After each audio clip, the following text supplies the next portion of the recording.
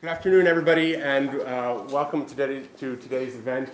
My name is Doug Rogers. I teach in the anthropology department, and I'm the faculty director of the program in Russian, East European, and Eurasian Studies. Today is a special event not just because of our guest, who's one of the most well-known, most distinguished, and most fascinating journalists and broadcasters of the past 50 years anywhere in the world, but because in a much smaller and more modest way, this is the first time that the words program in Russian, East European, and Eurasian Studies are being uttered in public at Yale. Applause is appropriate. Our program dates from July 1st, 2018. And we think that the interest that we're hearing around campus and the full auditoriums like today are good evidence of expanding interest in the study of this part of the world. So thank you for coming. Look at our website, get on our newsletter. We hope to bring you many more events like this. I want to thank the Macmillan Center, the Council on European Studies, for helping us with this event. Also, and especially the Poynter Fellowship in Journalism and the Office of Public Affairs and Communication. Eileen O'Connor is somewhere here. Thank you very much for your partnership in this event and many other events we've had in the past and hope to have in the future. The plan for today is that I will turn things over to Konstantin Muravnik, who I'm also very grateful to for suggesting this program and for doing a lot of the work to make it happen.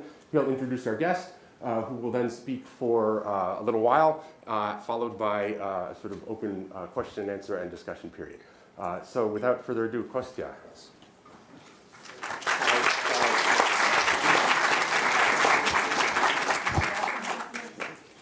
It is my distinct honor to welcome Vladimir Pozner to Yale. Mr. Pozner needs an introduction only for those who are too young to remember the 80s and the 90s in this country when he regularly appeared on Ted Koppel's Nightline and the Phil Donahue Show, and then co-hosted the Posner-Donahue Show on CNBC. At that time, he once visited Yale, so it's not a welcome, but a welcome back. Mr. Pozner may also need an introduction to those who are detached from contemporary Russia, where he is omnipresent in the media. For the past 10 years, he has hosted a weekly show, Pozner, where he interviews various national and world leaders from all walks of life. Gorbachev, Sakharov, Gaidar, Shoigu, Ted Turner and Vekselberg, Hillary Clinton and Sting, Michael McFaul and Ksenia Sobchak, among many others, had a chance to face Mr. Pozner's thoughtful scrutiny and be judged by millions of Russian viewers. Mr. Pozner's opinions on a wide range of questions, from politics to soccer, from history to gastronomy and arts, quickly go viral. They have become a fact of Russian life to such an extent that he has been termed, half seriously, half in jest, the spiritual leader of the nation and its moral compass. This is despite the fact that Mr. Pozner is Russian just as much as he is an American or French. He was born in France and christened in Notre Dame, grew up in the US, and came to Russia only at the age of 19. Perhaps this cosmopolitan aspect of his biography is what endears him to Russian public, tired, like any other public, of ideological agendas. Perhaps this ability to be simultaneously Russian and American and European attunes Mr. Pozner to the subtleties of different perspectives and brings him one step closer to the much desired and no less appreciated objectivity and truth, especially now when the gaps separating governments and nations are only widening, and one side increasingly refuses to consider the views of the other. In his more than 5 decades in the field of journalism, Mr. Pozner has done his share of partisanship and propaganda. However, this changed in the 80s, when he pioneered a project of so-called space bridges, or telebridges, that connected Russian and American audiences. Moscow viewers named him TV journalist number 1 in 1989, and this high mark of recognition has never decreased ever since. In 1989, and from 1994 to 2008, Mr. Pozner headed the Russian Television Academy. In 1997, he founded the School for Television Excellence, a platform for education and promotion of young journalists. He's written several books and made a number of documentary miniseries about different countries, their cultures and people. These films brought the US, France, Italy, Germany, England, Israel, and Spain closer to millions of Russian people.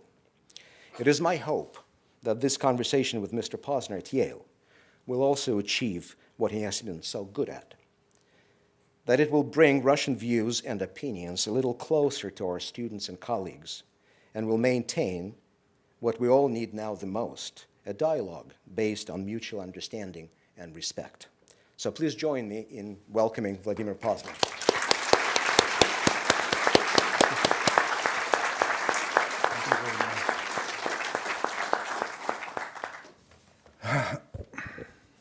Quite an introduction. I'd like to say a couple of words about who I am and what I am, notwithstanding what we just heard. It's important that you understand that I don't represent anybody or anything, any organization, political, social, whatever.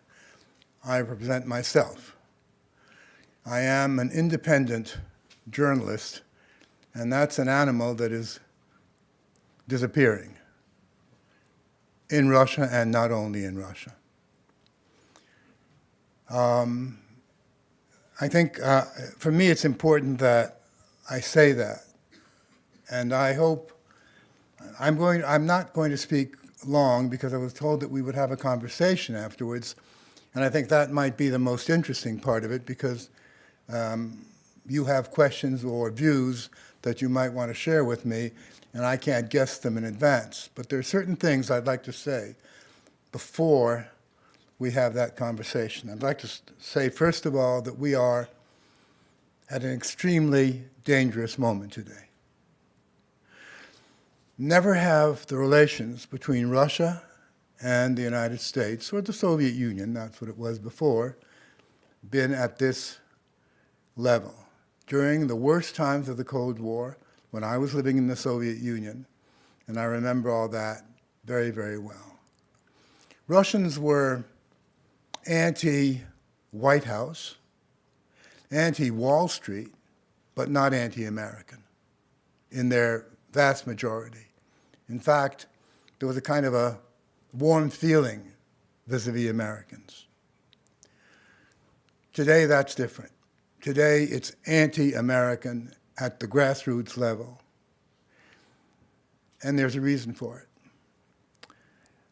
Another thing that is, to me, scary is that neither side seems to be afraid of nuclear weapons. 30 years ago, those of you who are of my age certainly remember an American movie called The Day After, which is about what happens to you and to your country after a nuclear strike.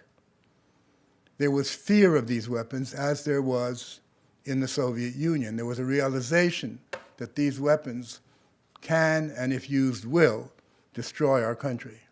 Today, there's a feeling, when you talk to people, it's as if there are no nuclear weapons. It really doesn't seem to play a role in how we act. And the danger of not a deliberate nuclear exchange, but an accidental one, has grown because the level of mistrust between the two countries has grown as well. There have been several times in the past when computers warned of a nuclear attack, but it never got to the real thing because people took the time to really check it out.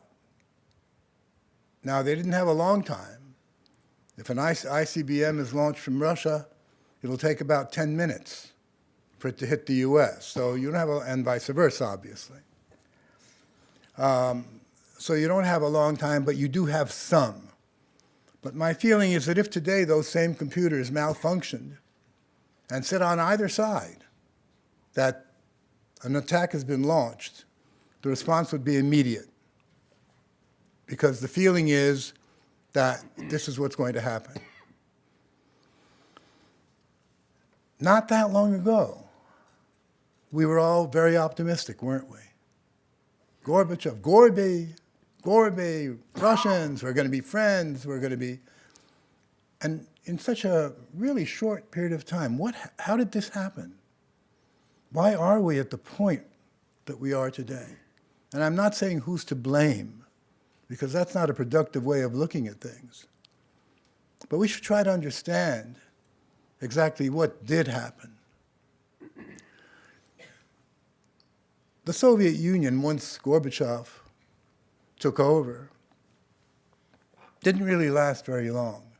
He came to power in March of 1985, and by December 1991, there was no more Soviet Union. Some people say it collapsed. It didn't collapse.